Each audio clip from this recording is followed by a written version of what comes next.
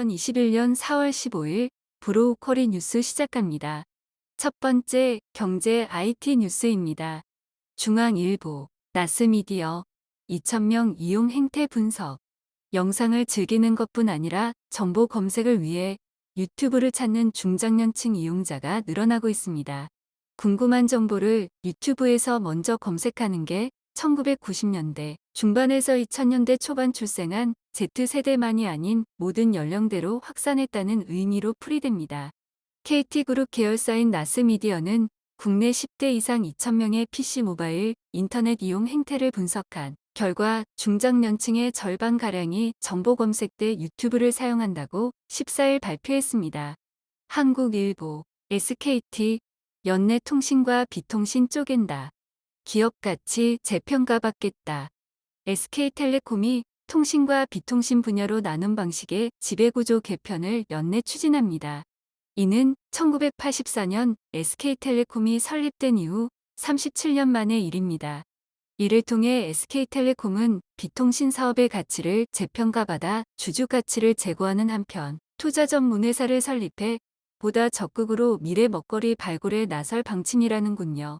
뉴스원 1조 4천억 번다더니 매출 2,200억 공개한 구글. 한국 실적 여전히 깜깜이. 구글이 14일 국내 매출을 처음으로 공개했지만 핵심 수익원인 앱 수수료 부문은 제외돼 깜깜이 실적이 여전하다는 지적이 제기됩니다.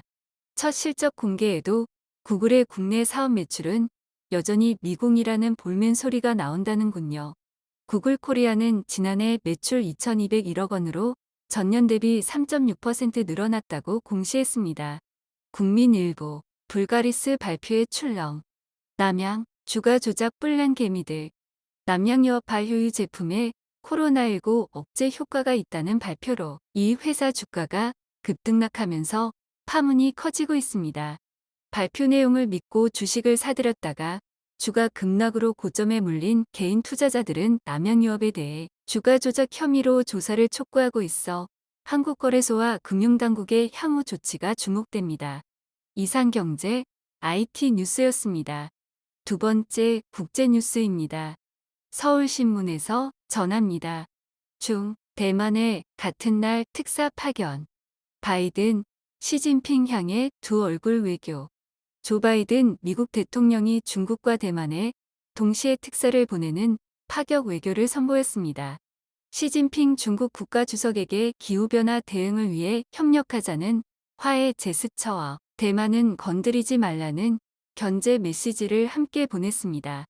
대만과 밀착하면 중국이 반발한다는 사실을 잘 알면서도 바이든 대통령은 자신의 의지대로 미중 관계를 이끌고자 화전양면 전술을 택했습니다. 다음 한국경제입니다. 오사카 지사 후쿠시마 오염수. 오사카 앞바다의 방류. 요시무라 히로우미 오사카부 지사가 후쿠시마 제1원자력 발전소 사고 현장에서 발생한 오염수를 오사카 앞바다에 방류할 수 있다고 밝혔습니다. 14일 아사히 신문에 따르면 요시무라 지사는 전날 기자회견에서 정부로부터 정식 요청이 있으면 오염수의 오사카만 방류를 진지하게 검토하겠다고 말했습니다. 오사카만은 후쿠시마 제1원전을 운영하는 도쿄전력의 관내는 아니지만 일본 전체가 고민해야 할 문제라고 말했습니다. KBS 뉴스입니다. GM, LG 미 배터리 제2공장 설립. 완성차 배터리 업체 합종연행 가속화.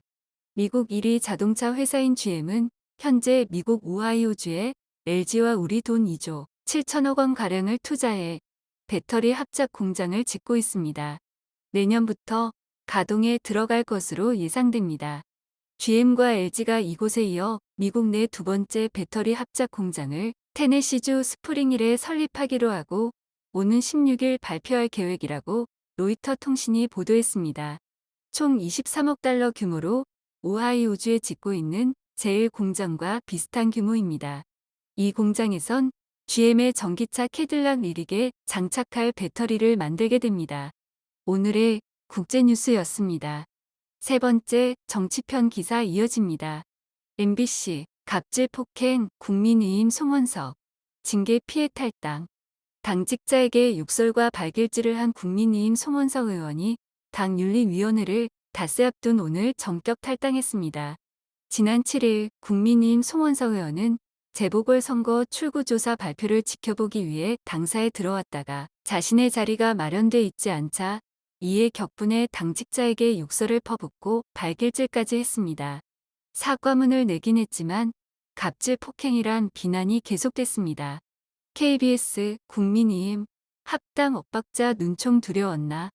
겉으론 통합 뒤에선 당권, 4.7 재보궐선거 이후 야권의 숙제는 통합입니다. 보궐선거의 압승은 여당의 실책으로 인한 반사효과 덕분이라는 지적을 의식한 것으로 보입니다. 국민의당도 야권 통합에 대해서는 공감대를 표시하고 있습니다만 합당을 놓고는 국민의힘은 날짜를 정해가며 국민의당에 답을 재촉하고 있는 반면 국민의당은 당원 의견 수렴을 이유로 답을 늦추는 엇박자 행보를 보이고 있습니다. SBS 조응천 강성 당원 비판. 비대위 젊은 의원 보호하라. 더불어민주당 조응천 의원이 도종환 비상대책위원장을 향해 폭력적으로 쇄신을 막는 행위를 좌시하지 말고 소수 강성 지지층들로부터 다수 당원과 뜻있는 젊은 의원들을 보호하라고 촉구했습니다. 조 의원은 자신의 소셜미디어를 통해 더불어민주당 권리당원 일동명의의 성명서는 어렵게 입을 뗀 초선 의원들을 주눅 들게 하려는 의도로 보인다며 이같이 밝혔습니다. 경량 떠난 김종인 링 밖에서도 게임 쥐락펴락. 김종인 전 국민의힘 비상대책위원장이 퇴장 후에도 국민의힘에 계속해서 존재감을 보이고 있습니다. 국민의당과의 합당과 홍준표 무소속 의원 등의 복당에 반대 입장을 제시하고 당권 경쟁이 가열되자 국민의힘을 아사리판에 비유했습니다. 링 밖에서 계속 훈수를 두고 있는 셈입니다. 국민의힘에선 마시던 물에 침 뱉기라는 비판까지 나오며 술렁였습니다. 이상 정치 뉴스였습니다. 네 번째 사회 뉴스 전합니다. 국민일보에서 전합니다. 정부가 코로나19 재유행 상황을 지켜본 뒤 사회적 거리두기 단계 격상 여부를 검토키로 했습니다.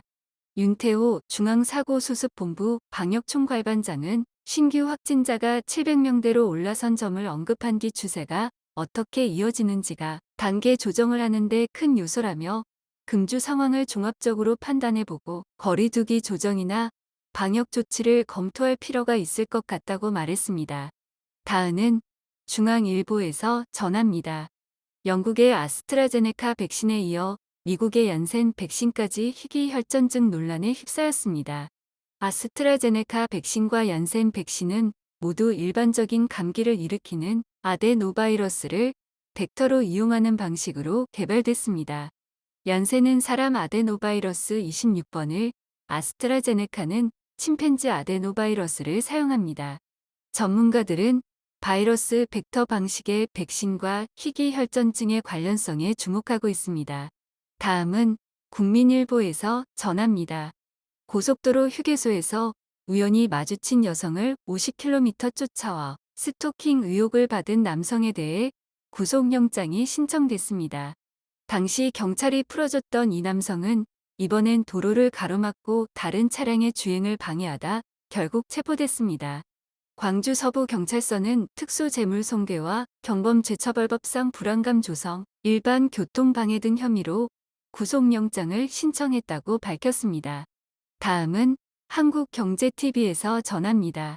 양승동 KBS 사장은 국가의 균형 발전이라는 공적 가치를 구현하기 위해서는 지역국의 인력과 예산을 대폭 늘려야 하는데 현재의 재원으로는 한계에 부딪혀 수신료 현실화를 추진하게 됐다고 전하면서 수신료 현실화 추진에 맞춰 본사 주요 기능의 세종시 이전과 제작 기능의 지역 거점으로의 분산 방안 등을 구상하고 있다고 전했습니다. 지금까지 사회 분야 뉴스였습니다. 행복한 하루 되세요. 주식회사 브로우커리